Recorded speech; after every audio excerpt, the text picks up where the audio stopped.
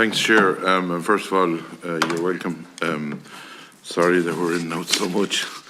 A few questions, or I might do a few short ones with you. Is there still a problem at connection to the grid for, say, if you put up turbines or if you put up, say, wind farms and all of that? Is there this sort of system that you have to wait until you're on a block or whatever? Is that still the system? The system around connecting renewables is that there has been, over the last number of years, an annual batch. That's what it's called, where people apply to us as distribution system operator in ESB networks or to EirGrid as transmission system operator. Those applications then are processed. As we said in our opening statement, we process around 70 per annum as part of that. And then connection offers are issued, and then they proceed beyond that if the connection offers are accepted. They go into the res auction process, for example, or they might have these separate, what are called power purchase agreements, called PPAs for short, where they agree to sell the power, and then the project goes on from there.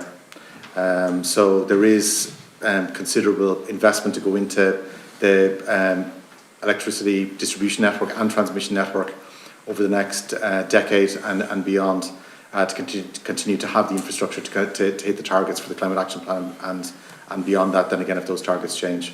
So there's a big target for 2030 of 17 gigawatts, 9 gigawatts of onshore wind, 8 gigawatts of solar, and today we're about 6.4 and growing. We expect approximately 650 megawatts in total to connect of large-scale projects this year.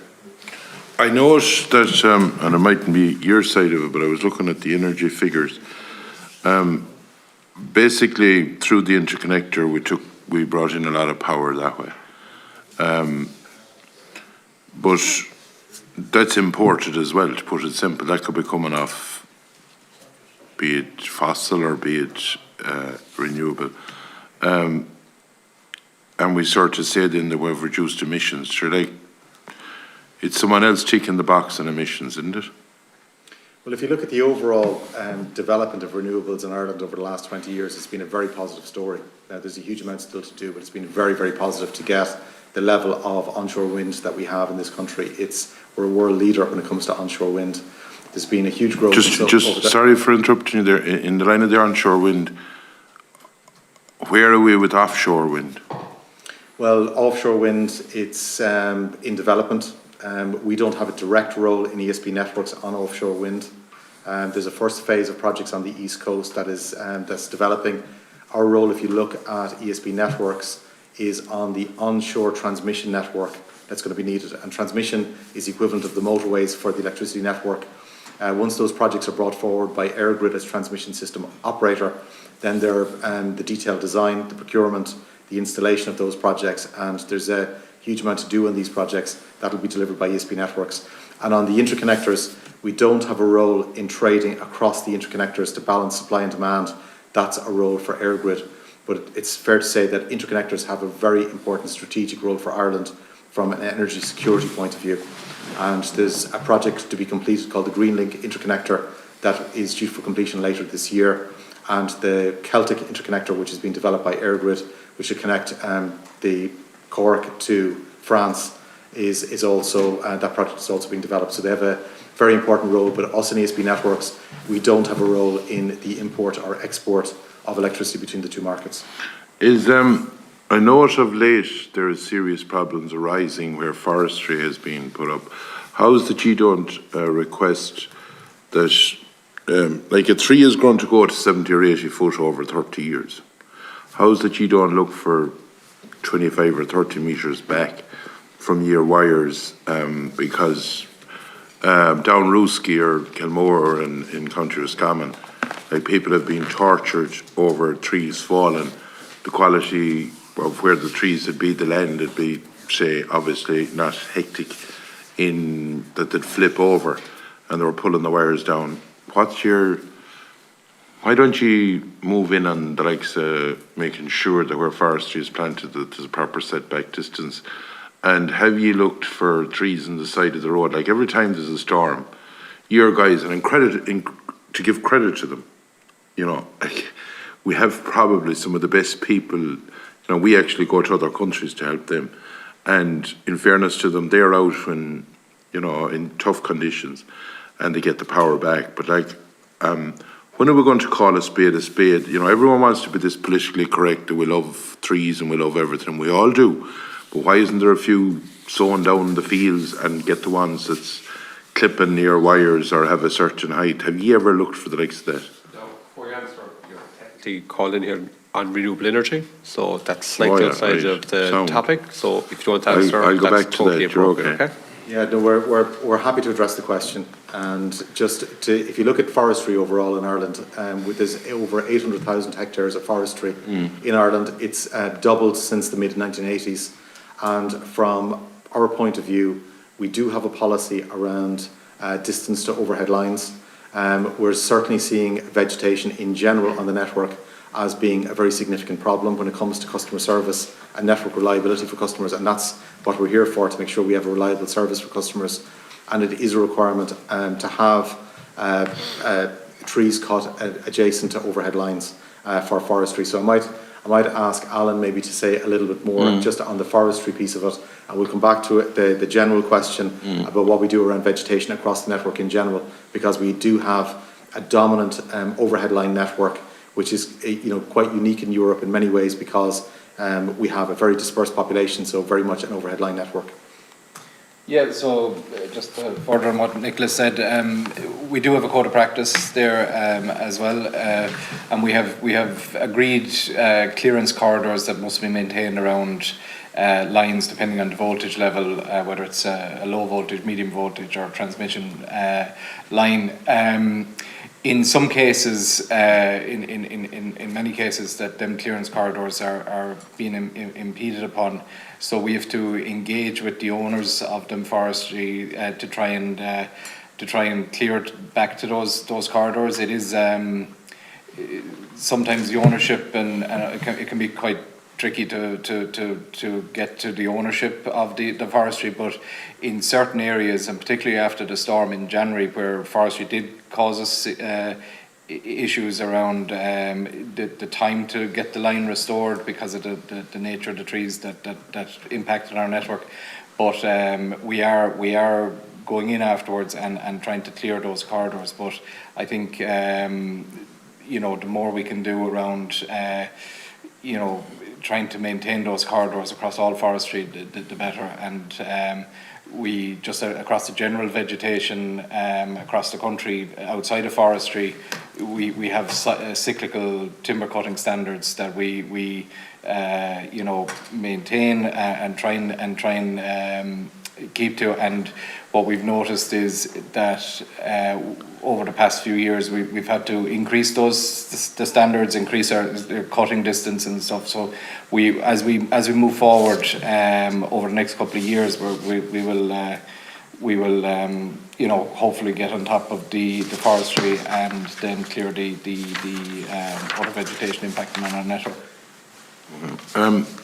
In relation to say you're bringing the power with the network you have at the moment,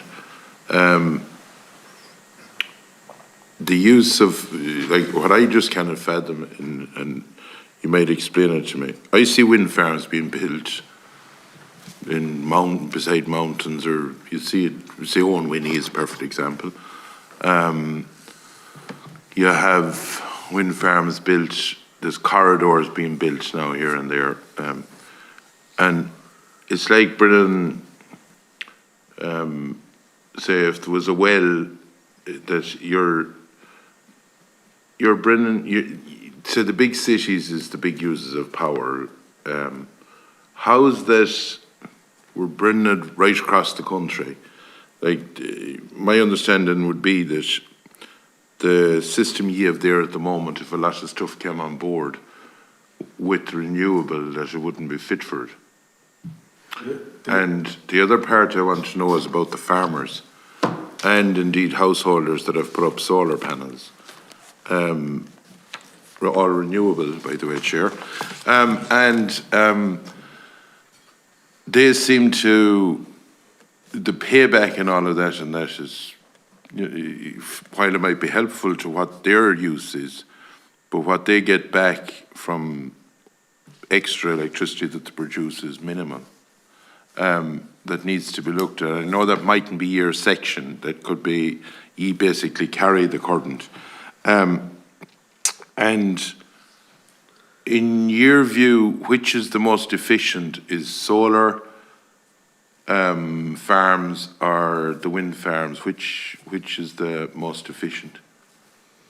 Okay, so there's probably three different questions in that you've asked us to cover. So maybe going back to the first one about the transport of electricity to places of higher demand from places where there's generation.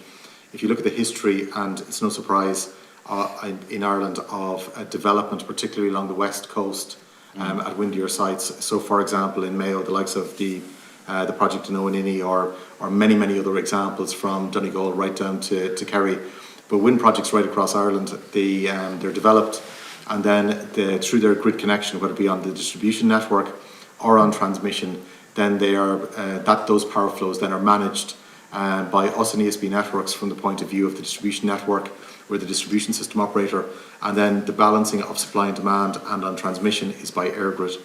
So there is a significant number of new projects to be built out to 2030 and probably beyond 2030. There's approximately 380 transmission projects of different sizes to be developed and built out to help with achieving the overall target of 17 gigawatts of between onshore wind and solar by 2030. And then if you move to your question about the payback period for, say, farms, and we'll maybe talk about domestic households as well. We are seeing very significant growth in this area with solar. For example, we covered it in our opening statement. We have 94,000 domestic rooftop installations on, and it's growing at a rate of 750 a week. It's continued very big growth from 22 into 23. That growth is continuing in 2024 as the solar installers are expanding, and people do see the benefit of doing it. There is a payment for customers that ultimately is set by the supply company, the supply company that they deal with. But one of the benefits of the smart metering program is that it does allow people to get a credit for the power that they are exporting from domestic rooftop solar installations. Now, in the area of farms, particularly if you look at the TAMS grant scheme that was launched by the Minister back in the early part of last year, with a 60% grant available for putting in what we call mini-gen, which is a size up from rooftop solar on domestic rooftops, or small-scale generation, which is up to 200 kilowatts, the next size up again. There is considerable benefit for farmers to install that. That grant scheme is designed around an energy audit that's done on the farm, so it's about self-consumption, but there is an ability for those farmers to get a payment for export for the amount that they might be exporting, but it is very much geared towards their own consumption. And as I'm sure the committee have discussed, particularly for dairy farms, where they have a big power requirement for milking, then cooling of milk and water heating, etc. They are important projects. We are seeing farms coming through our process, and we expect that that's going to grow because the payback period from where we're sitting looks to be beneficial to farmers. Why, instead of causing controversy, do ye not say, when you're trying to basically bring more capability in power supply or bring the power from one place to the other, why aren't ye using it underground, which is quite possible, going by other European operators, rather than rows starting over pylons going down fields and all of that? Why don't you do that, especially looking at the profits you make? Well, I think it's important to look at ultimately who pays for electricity infrastructure.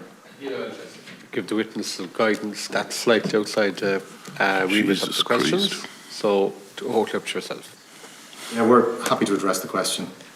So when it comes to the building of electricity infrastructure by the likes of ESB networks, that cost is borne ultimately by all customers, irrespective of who they buy their electricity from. So even though you don't see it in the electricity bill, there is a payment to cover the cost of the installation of new capital projects on the electricity network, or to cover our operating costs. So if that cost is higher, then ultimately it's customers, whether it be businesses or domestic customers, have to bear that cost. So one of our roles that we have to undertake as our distribution system operator or our asset owner role is to efficiently build the network. And the cost of underground cable is significantly higher than building overhead lines. And ultimately, and this, we are a regulated business, our costs have to be overseen by the Commission for Regulation of Utilities, but it is more expensive to build underground cables. And if you look at the dispersed nature of the population in Ireland, it wouldn't be economically viable to be building that network. As we mentioned in our opening statement, we have 180,000 kilometres of network, and that number is going to grow over the years ahead. No. My question, what I'm asking you is, when you're bringing it from supply to generation, right? When you're bringing it from where it's generated to, we'll say Carrick-on-Shannon is one place in the west that you bring most of the power works through. That's what I'm talking about. I'm not talking about going down every road to Johnny and Mary with no wires. What I'm talking about is the main power lines. You're talking about an interconnector to the north or bringing it up. Why isn't that type of facility looked at in, like, and you talk about the consumer paying. We're the highest in Europe, in case you don't happen to know, at paying for electricity. And they're able to put it underground in Europe, and we're still the highest in Europe. And you're putting it overhead, but we're still the highest in Europe. So I don't want to buy that one. So on the specific case of transmission infrastructure, it isn't our role in ESB networks to decide at the outset of a project whether it's underground or overground. That's the role of EirGrid on the transmission network. Now, our role, once the project is decided on, it goes through the consenting, the landowner agreements. Our role then is to do the detailed design, the procurement, to build the project and then maintain it over its life. So we don't have a role in ESB networks on deciding on the undergrounding or overgrounding of transmission infrastructure. Right. Basically, that's all I have to ask. Thanks, Chair, for keeping me on track. Okay, thank you.